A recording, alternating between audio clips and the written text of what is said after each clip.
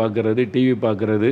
ஆனால் மனைவி வேலையை செய்துட்டு குடும்பத்தில் வந்து சமையல் காரியம் பார்த்து, பிள்ளைகள் காரியம் பார்த்து ரொம்ப கஷ்டப்பட்டாலும் பொறுமையாக அதை செய்வாங்க. அதை சந்தோஷமாக செய்வாங்க. ஏன்னா இது என் குடும்பம், என் கணவர், என் பிள்ளைங்க, இது என்னுடைய குடும்பம். அந்த மாதிரி சுபாவம் பெண்களுக்குள்ளே தான் நேச்சுரலாகவே உண்டு. தேவன் அந்த கிருபை அவங்களுக்கு தான் தந்திருக்கிறார். அவங்களால தான் முடியும். அதே சமயத்தில் குடும்பத்தை உடைச்சி எறிகிறதும் அவங்களுக்கு திறமை உண்டு. சிலர் தான் குடும்பத்தை உடைச்சிருவாங்க. ஆளுகளை காயப்படுத்தி திட்டி சண்டை போட்டு, புருஷன்கிட்ட சண்டை, பிள்ளைகள்கிட்ட சண்டை, மாமியார்கிட்ட சண்டை அப்படின்னு குடும்ப சமாதானத்தை கெடுத்து, நான் இங்கே போகிறேன் எங்கள் அம்மா வீட்டுக்கு அப்படின்னு போயிடுவாங்க. குடும்பத்தை உடைக்கிறதுலேயும் பெண்கள் இருக்கிறாங்க. அதனால தான் வசனம் சொல்லுது, புத்தி உள்ள ஸ்திரீ தன் வீட்டை கட்டுகிறாள், புத்தி இல்லாதவள் தன் கைகளினால் இடிக்கிறாள். அப்போ என்ன செய்யணும்? குடும்பத்தை கட்டுவதில் பெண்கள் தான் பொறுப்படுத்தி கவனமாக இருக்கணும்.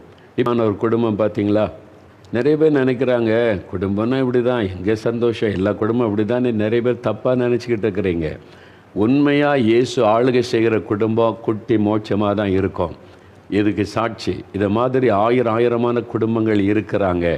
அந்த குடும்பத்தை பார்த்தீங்களா, கணவன் மனைவி பிள்ளைங்க, எவ்வளோ ஒரு அற்புதமான சந்தோஷமான குடும்பம் பார்த்தீங்களா. ஒரு ஆள் தான் சம்பளம், கணவர் மட்டும்தான் சம்பாதிக்கிறாங்க. அதில் 5 மிஷினரிகளை தாங்குறாங்களாம். கணவன் மட்டும் சம்பாதிக்கிற குடும்பத்தில் 5 மிஷினரி தாங்குறாங்க. ஒரு மிஷினரிக்கு 3000 ரூபான்னா என்னாச்சு, 15,000 ரூபா அவங்க மிஷினரிக்காக கொடுக்குறாங்க. நீங்கள் 2 பேர் சம்பாதிக்கிறீங்களே, இயேசுக்காக என்ன பண்ணுறீங்க? யோசிங்க. ஆண்டவர் பேசுகிறார். இந்த மாதிரி குடும்பங்களை கர்த்தர் எழுப்பி வச்சதுனால தான் இன்றைக்கி தேசம் இந்த அளவுக்காவது ஒரு பாதுகாப்பாக இருக்கிறது என்பதை அறிந்து கொள்ளுங்க. பாருங்கள், ஆடம்பர செலவு கிடையாது, வீண் செலவு கிடையாது. கல்யாணத்துக்கு சிலர் கார்டு அடிப்பாங்க, 1000 ரூபா ஒரு கார்டுன்னு ரொம்ப பெருமையாக. எதுக்கு? குப்பை தொட்டியில் போடுற விஷயம். 5 ரூபாய்க்கு கார்டு வாங்கி கல்யாண கார்டு அடிச்சிருக்காங்க பாருங்கள். ரொம்ப சிம்பிளான கார்டெலாம் இருக்குது. நானும் எங்கள் மக கல்யாணத்துக்கு கல்யாண கார்டு வாங்குகிற கடைக்கே நான் போகலை. நம்ம கார்டில் பிரிண்டிங் ப்ரெஸ்ஸில் அடிச்சிடலாம் சிம்பிளாக, அப்படி தான் அடித்தேன்.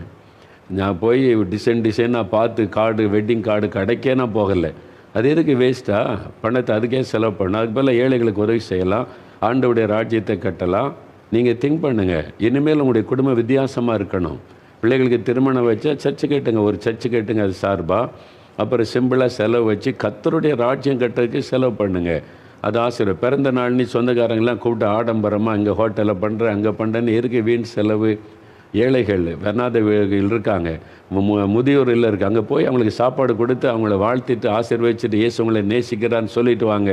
ஆண்டவரே உங்களை பார்த்து மகிழ்ச்சி அடைமா. மாறணும், நம்முடைய குடும்பங்கள் மாறணும். அப்போ தான் குடும்பத்தில் இந்த மாதிரி ஆசீர்வாதங்கள் இருக்கும். பார்த்தீங்களா, ஒரு குடும்பம்னா எப்படி இருக்கணும்? நான் பிரசங்கம் பண்ணுறதை விட இந்த அனுபவத்தின் மூலமாக பேசும்போது